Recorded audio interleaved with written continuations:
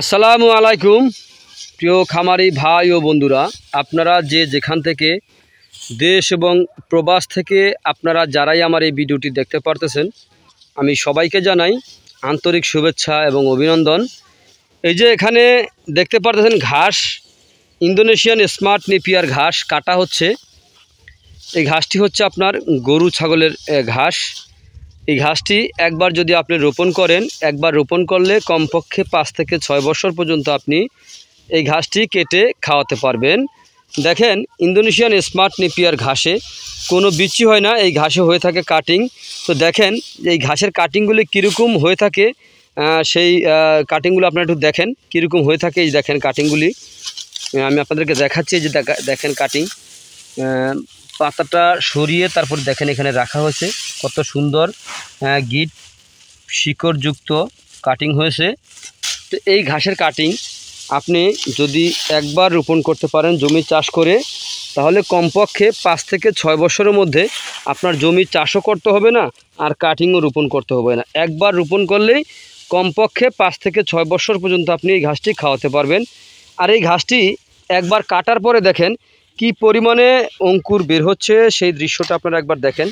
কত সুন্দর করে প্রতিটি ঝোপের ভিতরে আপনার দেখেন কি পরিমাণে বের হচ্ছে, প্রতিটি ঝোপের মধ্যে চারা বের হচ্ছে। দেখেন এই ঘাসটি আপনি কেন রোপণ করবেন? দেখেন, ইন্দোনেশিয়ান স্মার্ট নেপিয়ার ঘাস বর্তমান বাজারে বাংলাদেশে যত প্রকার ঘাস আছে সবচাইতে এই ঘাসটি পুষ্টিকর ঘাস। কারণ এই ঘাসটিতে প্রায় 22 থেকে 25% প্রোটিন রয়েছে। এ কারণে এই ঘাসটি গরু ছাগলের জন্য একটি কম খরচে খুব বেশি পরিমাণে লাভ হয়ে থাকে এই ঘাসের মাধ্যমে। এই ঘাস যদি আপনি গরু ছাগলকে খাওয়াতে পারেন, তাহলে দানাদার খাদ্য আর আপনার বাজার থেকে কিনতে হবে না। কারণ দানাদার ছাড়াই আপনি গরু ছাগল ভেড়া মহিষ এই কাঁচা ঘাসের মাধ্যমে যদি আপনি পালন করতে পারেন, তাহলে খুব সহজে আপনার খামারে আপনি সফলতা অর্জন করতে পারবেন। দেখেন, ইন্দোনেশিয়ান স্মার্ট নেপিয়ার ঘাস নরম, এই ঘাসে পাতা অনেক বেশি। এই ঘাস গরু ছাগলকে খাওয়াতে কোনো মেশিন লাগে না, এই ঘাস গোড়া থেকে কেটে দিলে সম্পূর্ণরূপে খেয়ে থাকে।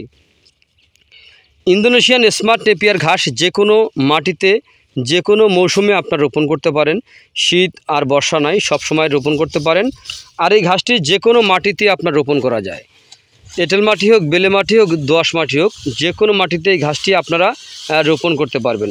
প্রথম যখন রোপণ করবেন 2 মাস পরে আপনার যায় আড়াই মাসের মধ্যে আপনি এই ঘাসটি কেটে গরু ছাগলকে খাওয়াতে পারবেন। একবার কাটার পরে প্রতি মাসেই আপনি একবার এই ঘাসটি কেটে খাওয়াতে পারবেন।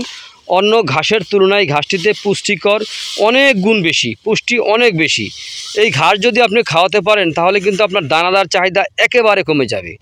দানাদার ছাড়া যদি আপনি গরু ছাগল যদি পালন করতে পারেন, আমি আবারও বলছি, দানাদার ছাড়া পালন করতে পারলে কিন্তু আপনারা খুব সহজেই আপনাদের খামারে সফলতা অর্জন করতে পারবেন। কারণ এই ঘাসে খরচ কম, একবার রোপণ করলেই আপনার কমপক্ষে 5 থেকে 6 বছর পর্যন্ত আপনি শুধু কাটবেন আর গরু ছাগলকে খাওয়াবেন।